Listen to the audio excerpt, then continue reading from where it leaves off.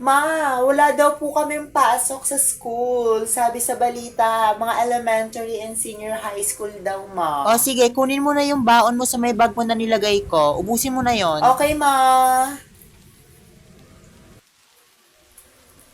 Oy, Jennifer, ang lakas-lakas ng ulan. Bakit ka pa naka-uniform? No, kapatid mo walang pasok. May pasok ba kayo?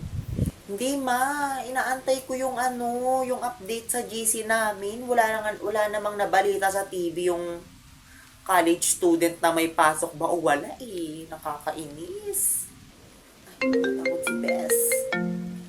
Bes, ano na, Bes? May pasok ba daw tayo? Girl, may pasok tayo, girl. Hanggat walang inaanod na estudyante, Ano ba may pasok yan? pa Ang lakas-lakas tayo. ng ulan. Papasok pa. Sige na, te. Asikaso lang ako. Go, te. Tagal tumila naman ng ulan. Malilate na ako. Ay, ayan! Tumila na yung ulan! Oh my gosh! Ah!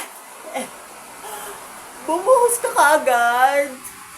Wala pa akong kalahati ng school namin, oh. Bumuhos ka kaagad. Ba yan? Wala akong extra uniform.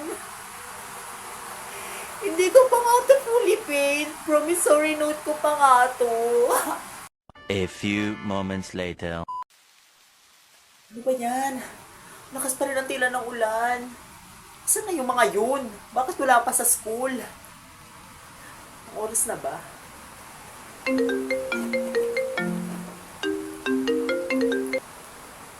Hello, friend! Hala, girl, nasa school ka na daw. Gaga. Hindi natuloy yung face-to-face classes natin.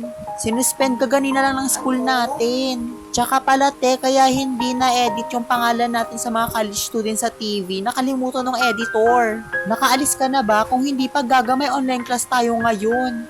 Quiz tayo. Okay.